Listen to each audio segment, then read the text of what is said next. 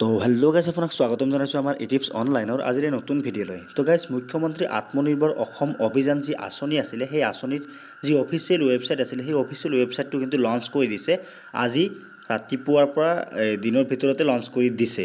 চ' আপুনি এইটো পেজত যদি আহে তেনেহ'লে আপুনি দেখাব পাইছে যে ইয়াতে বহুতো অসুবিধা হৈ আছে বা প্ৰব্লেম হৈ আছে। আপুনি যদি এইটো পেজত এতিয়ালৈকে আহিব পৰা নাই, চ' আপুনি কেনেকৈ এইটো পেজত আহিব আৰু এইটো পেজত একদম সবিশেষ জনাই দিছে কোনসকল মানুহে পাব আৰু কি ডকুমেণ্ট লাগিব, ইয়াৰ যোগ্যতা কি হ'ব আৰু কিহৰ বাবে পাব, সকলোবোৰ কথা এইটো ভিডিঅ'ৰ জৰিয়তে মই আলোচনা কৰিবলৈ গৈ আছোঁ। আৰু এইটো ৱেবছাইটত সকলোবোৰ কথা উপলব্ধ কৰি দিছে। চ' আগতে যিটো অফিচিয়েল নটিচ আহিছিল এটা, সেই নটিচত কিন্তু বহুতখিনি কথা বেছিকৈ কোৱা আছিলে আৰু কোনসকলে পাব সেইসকলৰ কথা কিন্তু তাতে অলপ বেছিকৈ ডিটেইল কৰি দিয়া আছিলে। তাতকৈ ইয়াতে বেছি ডিটেইল কৰি দিছে ঠিক, কিন্তু ইয়াতে অলপ সকাহ দিছে।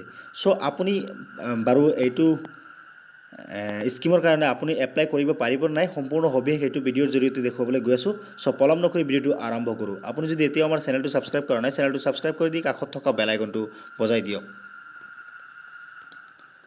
চ' আপুনি যেতিয়া এইটো পেজত আহিব, এইটো পেজত অহাৰ পাছত আপুনি স্ক্ৰল ডাউন কৰিব। ইয়াতে দেখা পাইছে স্ক্ৰল ডাউন কৰাৰ পাছতে কিন্তু ইয়াতে কৈছে কেনেকৈ আবেদন কৰিব। চ' ইয়াতে কিন্তু দি দিছে। তলত দেখা পাইছে পঞ্জীয়ন, ইয়াতে দেখা পাইছে আঁচনিৰ বাবে আবেদন, তলত দেখা পাইছে স্বীকৃতি লাভ কৰক আৰু আঁচনিৰ সুবিধা। তো আৰু তলত আহিছে যদি ইয়াতে দেখা পাইছে আঁচনিৰ বিৱৰণ। ইয়াতে মূল উদ্দেশ্যসমূহ দিয়া হৈছে যে সকলো শ্ৰেণীৰ শিক্ষিত যুৱক যুৱতীৰ উপযুক্ত ব্যৱস্থাৰ জৰিয়তে স্বনিয়োজন প্ৰদান কৰা হ'ব। অসম ৰাজ্যিক উদ্যোগীমুখী পৰিৱেশ তন্ত্ৰ সৃষ্টি কৰা, নতুন বৰ্তমান উদ্যোগত স্থাপনৰ জৰিয়তে গ্ৰাম্য আৰু চহৰ অঞ্চলত বিনিয়োগ সুযোগ সৃষ্টি কৰা। আৰু তাৰপাছত এইটো কোৱা হৈছে যে উদ্যমী ব্যক্তি আৰু গোটসমূহক নতুন বৰ্তমানৰ অৰ্থনৈতিক কাৰ্যকলাপ গ্ৰহণ কৰিবলৈ আৰ্থিক সাহায্য প্ৰদান কৰা। আৰু এইটোত কোৱা হৈছে, লাষ্টত কোৱা হৈছে যে গ্ৰাম্য অৰ্থনীতিৰ ওপৰত ৰাজ্য চৰকাৰৰ বিশেষ মনোনিৱেশ শক্তিশালী কৰা। চ' ইয়াতে কৈ দিছে কিন্তু এইটো মূল উদ্দেশ্য। আৰু ইয়াতে দেখা পাইছে যোগ্যতা। আপুনি যেতিয়া এইটো অপশ্যনত ক্লিক কৰিব ইয়াতে যোগ্যতাৰ কথা আহি পৰিব। ইয়াতে দেখা পাইছে যে আবেদনকাৰী অসমৰ স্থায়ী বাসিন্দা হ'ব লাগিব আৰু 2023 চনৰ এপ্ৰিল মাহৰ হিচাপত বছৰৰ 28 বছৰৰ ওপৰত আৰু 40 বছৰৰ তলত হ'ব লাগিব।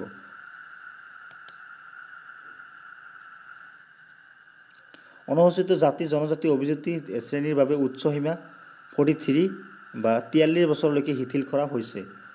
তলত দেখা পাইছে আবেদনকাৰীৰ শিক্ষাগত অৰ্হতা। ইয়াতে ন্যূনতম অৰ্হতা 10ম শ্ৰেণীৰ উত্তীৰ্ণ হ'ব লাগিব আৰু অনুসূচিত জাতি জনজাতি আদিৰ কাৰণে 10ম শ্ৰেণীলৈকে পঢ়া থাকিলে হ'ব, উত্তীৰ্ণ হ'ব নালাগে। আৰু ইয়াতে দেখা পাইছে ITI পলিটেকনিক অন্যান্য কাৰ্যকৰী পাঠ্যক্ৰমত ডিপ্ল'মা স্নাতকোত্তৰ ইঞ্জিনিয়াৰিং MBBS BDS পশু চিকিৎসা মীন কৃষি CA ইত্যাদি পেছাদাৰী পাঠ্যক্ৰমত ডিগ্ৰীধাৰী। আবেদনকাৰীৰ দক্ষতা অভিজ্ঞতা জ্ঞান আয়ৰ সৃষ্টিকাৰী কাম কাজ ITI ডিপ্ল'মা আদিৰ দৰে অধিকাৰী হ'ব লাগে। চ' ইয়াতে কিন্তু যিটো দক্ষতা দিয়া হৈছে অকল মেট্ৰিক পাছ হ'লেও কিন্তু এইটোৰ কাৰণে আবেদন কৰিব পাৰিব। ডিপ্ল'মা এইবিলাক নহ'লেও কিন্তু আপুনি আবেদন কৰিব পাৰিব। আৰু তলত দেখা পাইছে আৰু এটা যে সকলো আবেদনকাৰীয়ে বেংক একাউণ্ট থাকিব লাগিব, যিটো 2023 চনৰ 31 ডিচেম্বৰৰ আগত খোলা হৈছে। আৰু ইয়াত দেখা পাইছে ব্যক্তিগত আবেদনকাৰীৰ পূৰ্বতে কোনো ধৰণৰ বেংকৰ ঋণ পৰিশোধ নকৰা বুলি ঘোষিত হ'ব নালাগিব। ব্যক্তিগত আবেদনকাৰীৰ পূৰ্বতে কোনো বেংক ঋণ পৰিশোধ নকৰা বুলি ঘোষিত হ'ব নালাগিব। আৰু তাৰ পিছত কোৱা হৈছে এই আঁচনিৰ অধীনত কোনো পৰিয়ালৰ পৰা এজনতকৈ অধিক সদস্য হিতাধিকাৰী হ'ব নোৱাৰিব। আৰু তাৰ তলত কোৱা হৈছে যে আবেদনকাৰীৰ বিনিয়োগ বিনিময়ত বৈধ পঞ্জীয়ন থাকিব লাগিব। ইয়াতে কিন্তু আগৰ নটিচটোত কোৱা হৈছিল যে 1 এপ্ৰিল 2023 আগত নিয়োগ বিনিময়ত আবেদন কৰিব লাগিব বা এক্সচেঞ্জ থাকিব লাগিব।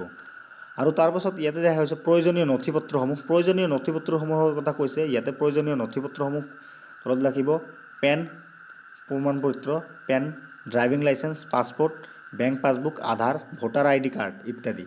তাৰপিছত তাৰ তলত দিয়া হৈছে আবেদনকাৰীৰ ঠিকনাৰ প্ৰমাণপত্ৰ দিব লাগিব। ইয়াতে বাৰ্থ চাৰ্টিফিকেটো ইয়াতে দিব পাৰিব।